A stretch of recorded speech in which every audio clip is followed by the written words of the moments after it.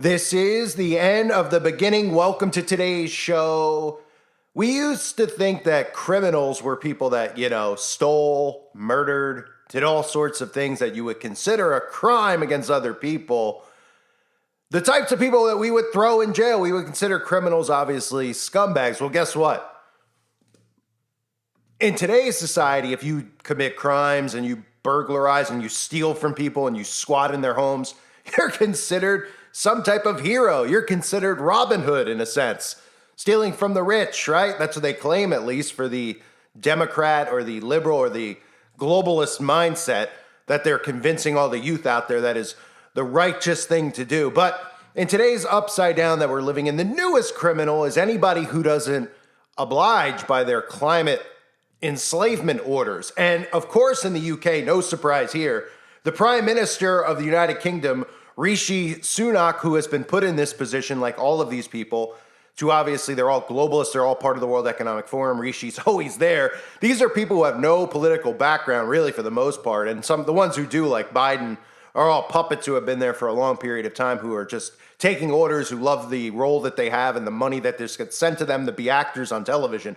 But Rishi is another one of these multi-millionaire, borderline billionaires that the same people who are okay with them being in positions of power seem to want to get rid of the rich and get rid of the middle class. And they don't even realize that the people who have governance over them are all the rich, right? People who aren't even elected. I don't even think Rishi Sunak was elected. I think he was placed there after the other guy resigned.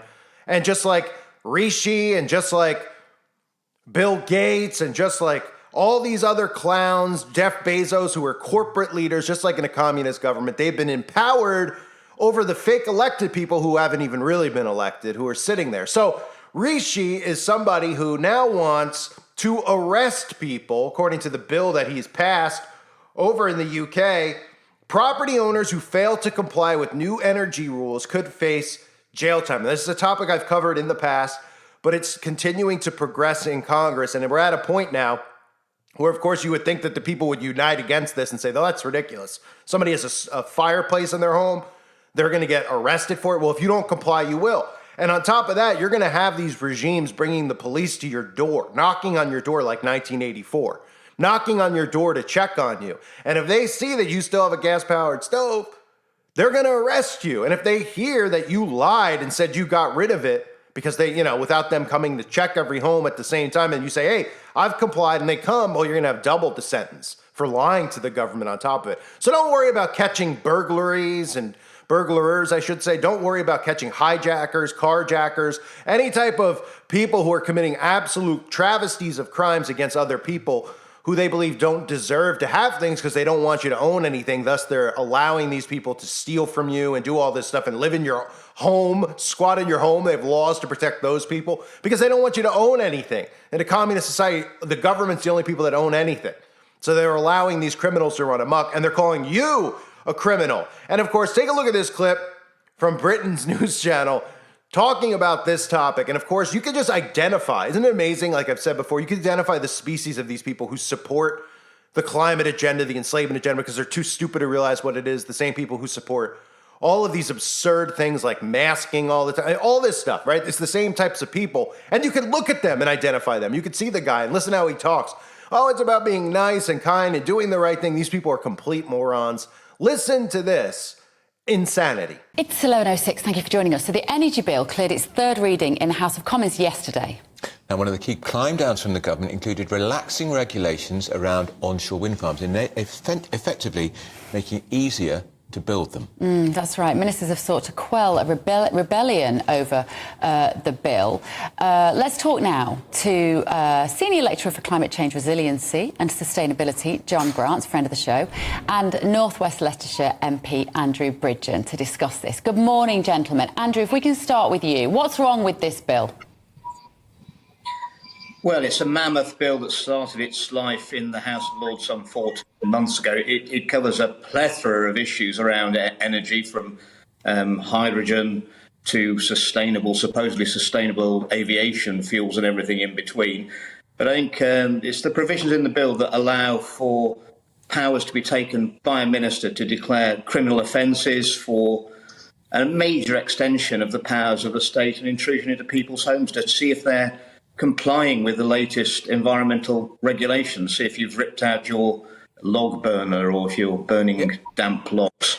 And I think it's a totemic bill, which I think the vote last night, in years to come, people will very much regret passing that piece of legislation. Just so people know this, Andrew, because it is quite an eye-opener, isn't it, that people effectively could get a criminal record if they haven't complied with some of the provisions of this bill in this dash to net zero. If you don't have the right boiler, what else could you be criminalised for? Well, you could be for not complying, giving false information with regard to your environmental credentials of your property or your business. Up to a year in prison and up to £15,000 fine on each occasion. These are massive, massive intrusions, extensions of the powers of the state, and I can only imagine where they're going to end up.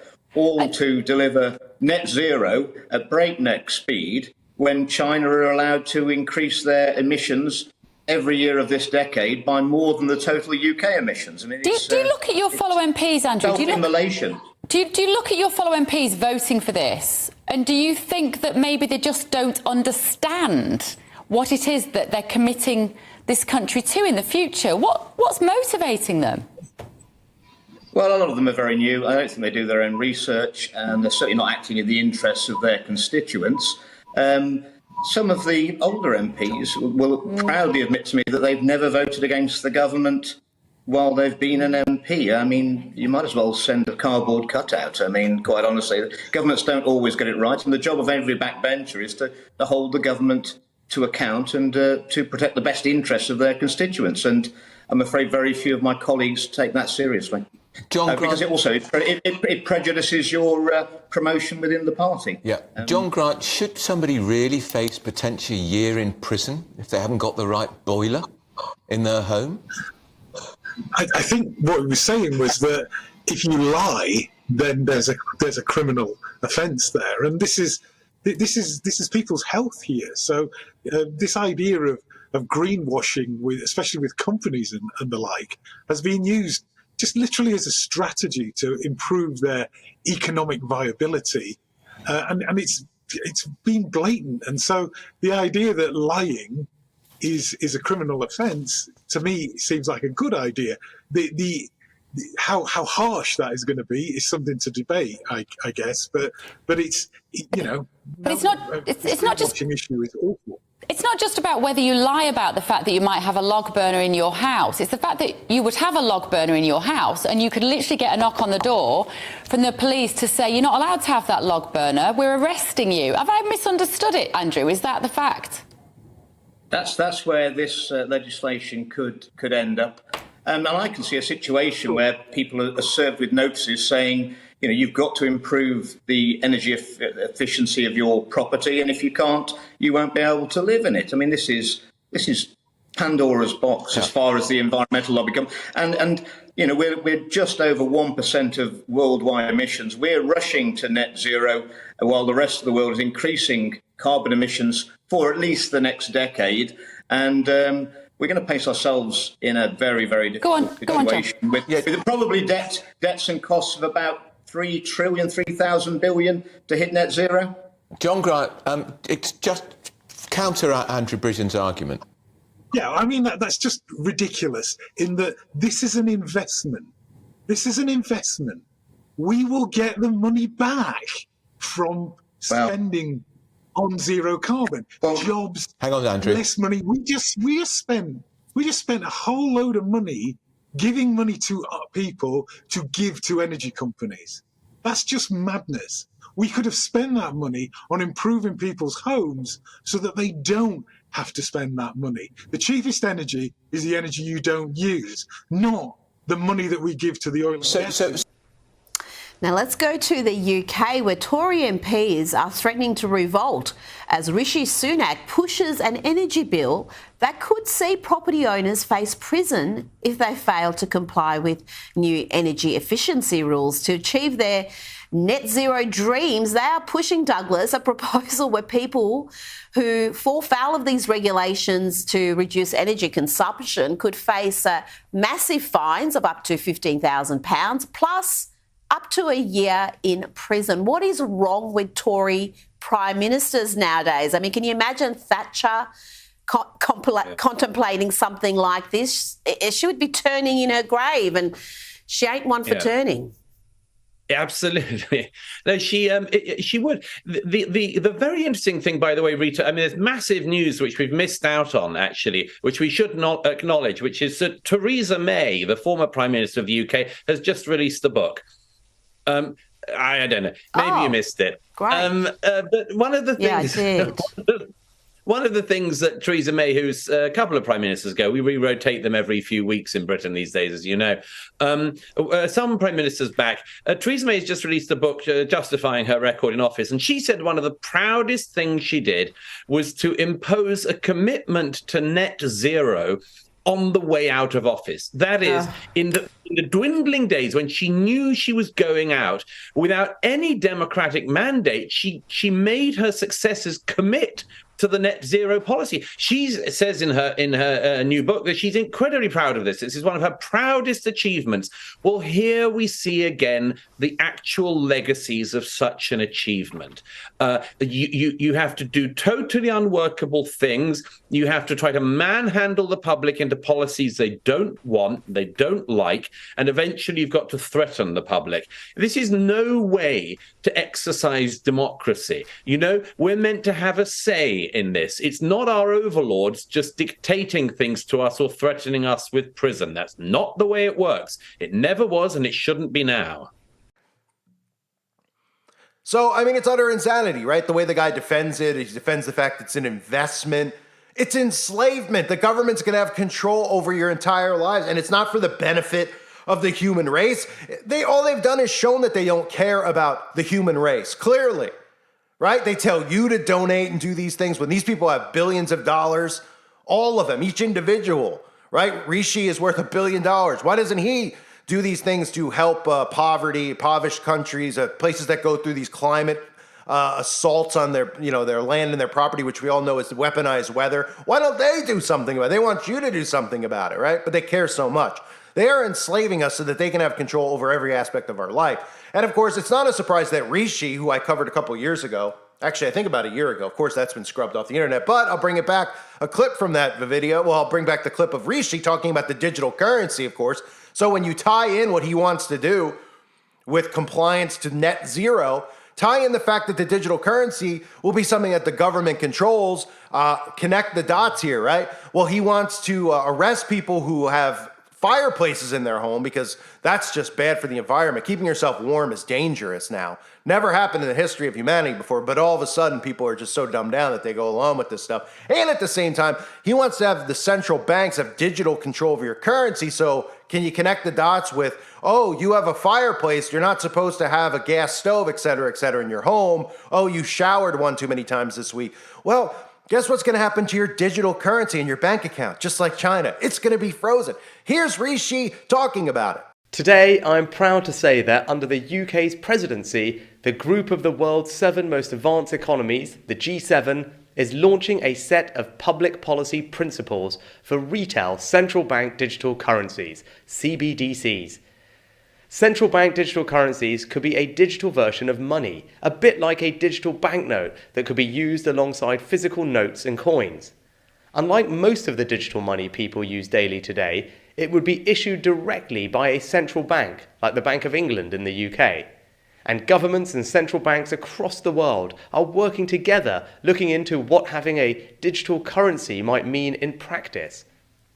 This includes issues that people care about, such as ensuring users' money would be safe and secure, that it could work with other ways to pay, would be energy efficient and available to everyone. A potential CBDC could offer businesses and consumers new ways to pay in the future. It's all part of the wider story of digital innovation that has delivered benefits to millions around the world and in the UK. The decision on whether to launch a central bank digital currency is for each country to make, and no G7 jurisdiction has yet made that choice. These decisions raise important questions about the reshaping of our economy, financial systems, and the way in which people interact with money and payments. That's why working together and careful evaluation with our international partners is essential. In the UK, earlier this year, I announced a new joint task force between the Treasury and the Bank of England to look into a potential CBDC as a complement to cash and bank deposits. We're also hearing from firms, technology experts and others. Under the leadership of the UK, this report today will help support and inform exploration of CBDCs in the G7 and beyond. With these principles, the G7 is leading an important step change in the global policy conversation. The report covers a range of important matters, such as financial stability, cyber resilience, energy efficiency, privacy, inclusion, and tackling illicit finance. These factors should all be considered when designing and potentially delivering a CBDC that would be fit for the future. Our shared objective is to ensure that CBDCs would be grounded in long-standing commitments to transparency, the rule of law, and sound economic governance. The G7 will continue its work in this important area, working with others to enhance understanding and use of these principles. We're excited to be taking a leading role with G7 members in publishing this exploratory work, bringing money and finance into the 21st century. So it's not a coincidence that these things are connected. And this is what they're talking about in the UK, like you saw earlier. Property owners who fail to comply with new energy rules could face jail time as the government pushes ahead with net zero measures. The decision has sparked backlash from conservative MPs who oppose measures to penalize homeowners, landlords, and businesses. And this is a point where the people need to rise up. These people, their jurisdiction is supposed to be over infrastructure, how the country runs. They don't want, that's become a thing of the past. They're telling you what your kids should and shouldn't learn. They're telling you that your kids should be able to castrate themselves here in America and California. If you didn't see the law, probably cover it on the website, what they're passing. These are things that they're doing. They're taking control of your home, what's going on inside of your home now. Not regulation over your community as far as, well, you know, X amount of money is going to go to building a bridge or the things the government's supposed to be doing, right? The people who are supposed to be elected working for us to make sure that all this stuff gets taken care of so we can all live our lives and then they get paid and they have, say over these things. Oh, we're going to build this here. We're going to put a shelter here. Oh, okay, great. No, instead they want to make sure that you have a digital thermostat in your home. They want to make sure there's a digital currency because these people are not just power hungry, they're control hungry. This is government overreach on overdrive. And if the people actually rose up against this, it would stop in a sense. They would pull back. But because you have people like the guy you saw in the video, the first video clip I showed you with the braided beard, because we have people like that existing amongst us, weak men who are narcissistic, who think they have a clue, or who are just repeating the government's talking points, because of those people, we are getting enslaved. Without those people, we wouldn't be. So they've empowered those people to help continue to push the government agenda. In reality, what we should be doing in America specifically is all of these people who are anti-capitalism should be thrown to a separate country. They should all be shipped to China, but they probably wouldn't take them, obviously. So they should be shipped to a different island, an abandoned island, and let them live there. Because the last I checked, when we vote, and even though our vote doesn't count, in the illusion that our vote counts, you're picking somebody and putting them in power and they make decisions. They're not supposed to change the entire structure of government. And in this case, destroy the entire structure. Destroy the Senate, destroy the House, right? Destroy the courts, do all these things to bring in, no longer to have capitalism, to bring in communism. Okay, they should be thrown out of this country. And if they want communism so bad, go to a communist country and have a good time being, what do they call them? Cucks, I guess is the word that they use now. These weak, pathetic men. And we see these people, but they're narcissistic and they talk as if they know what they're talking about. It's pretty incredible. It's pretty incredible. So let's get those people out of here. In every country, get rid of them. These people who want to live like this under climate laws and all this crap because they're so stupid that they believe this stuff. You know, they don't even look and go, oh, first it was global freezing or whatever they called it back then, right? The ice age. Now it's global warming. Now it's just climate change, so they can use both at the same time. They can conveniently tell you that ice caps are melting in the summer, and then in the winter they could, when it's blizzards and all this other crap, and it's not like 90 degrees in the winter, they come up with something else so that you believe it. And then, of course, while we have hurricane season, now people are so desensitized. Every week having a hurricane with a new name wiping out coasts across the east and west coast of California, all the way up the coast there, over on the east side. We got Florida now. We got Hurricane Lee, already a Category 5, 10 days before it's even supposed to hit land. They're, you know what I mean? It's unbelievable. And they don't even get suspicious of it. They're like, this is normal now because of the climate. We need to get rid of our gas stoves and get rid of our fireplaces. Don't worry about keeping your kids warm or your wife warm. We'll take care of that. Oh, and by the way, in the middle of the summer, we'll put your thermostat on 80 degrees when it's 100 out, and we'll give you, you'll suffer from dehydration and other problems and probably die. Don't worry about it. We care about you, right? So government ministers, again, are discussing doing this in the UK, and it's already exceeded in the, as far as passing bills. This thing is about to become a real thing. Property owners who do not adhere to regulations to reduce their energy consumption could face up to a year in prison and fines of 15,000 euros. Such measures have been included in the government's energy bill. The energy bill will enter the House of Commons for the first time when MPs return from recess on Tuesday.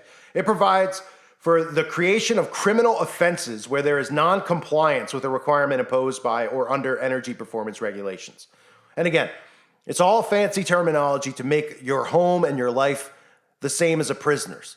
The only difference is that, you'll think that you're free because there's not a cage in front of you, but really there is a cage in front of you. You just can't see it. Kind of like the invisible 5G radiation that's coming at us. You won't see the bar cells, but when you open your door, an alarm will probably go off in the future because you opened your door and you're trying to go outside and trying to escape, but they won't say that. They'll just be like, wait, you've already exceeded your carbon limit, so go outside. You're not allowed outside. The police will show up.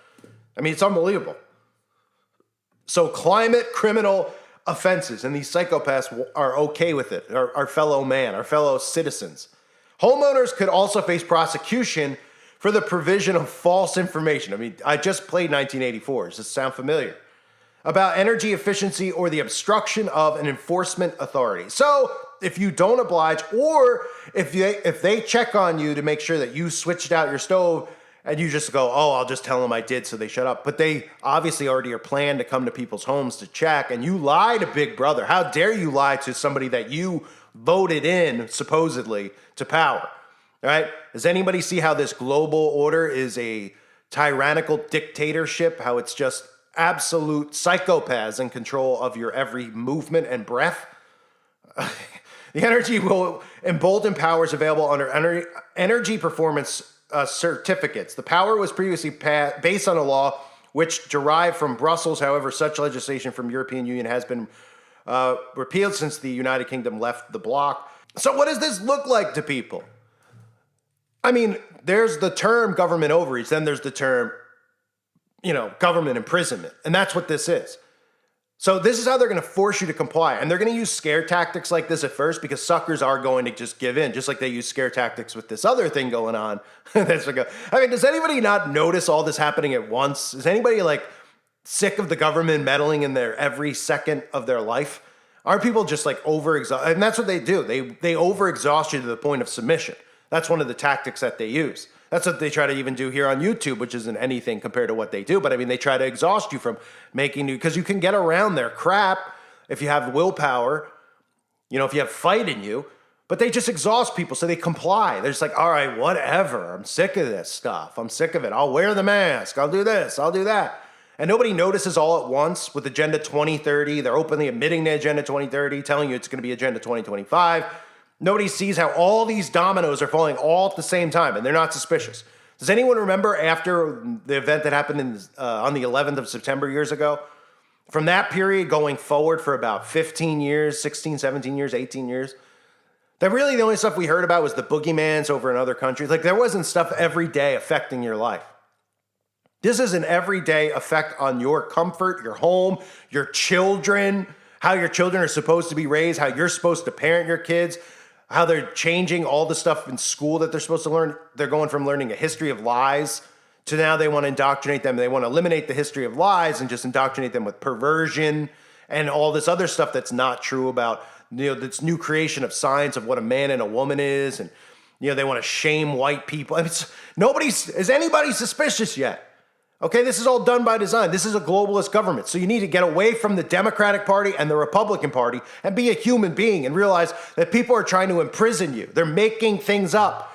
Don't people notice that the climate agenda, that these people don't even comply by their own agendas? They're like, well, we got to do something. We care so much about it. John Kerry, all of them. And then Bill Gates, but it's okay for us to fly around because we're making a difference. They've got trillions of dollars. They're talking about poverty, donating money. They do nothing.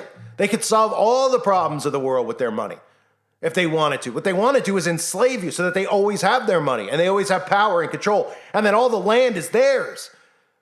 And they're doing it. It's called divide and conquer. You ever seen countries more divided over politics? And the elections aren't real anymore anywhere. And they haven't been ever, really. But specifically now, we're seeing people where they're flat out telling you, oh yeah, so-and-so's approval rating was like 5%, and they win the elections, and the people are like, that's not true, this isn't real. And they go, oh, well, we're going to arrest you if you disagree. This has to stop before it gets to a point where we're all enslaved. And the only way it stops is if these morons who are involved in the parties, the political parties, realize that the people who are pulling their strings are all scumbags working together. All of them. They are the wicked. And the people could rise up against this if the people will wake up from this deep comatose sleep that they're in. I thank everybody for being here. I hope you're all doing well. God bless you as always and your families.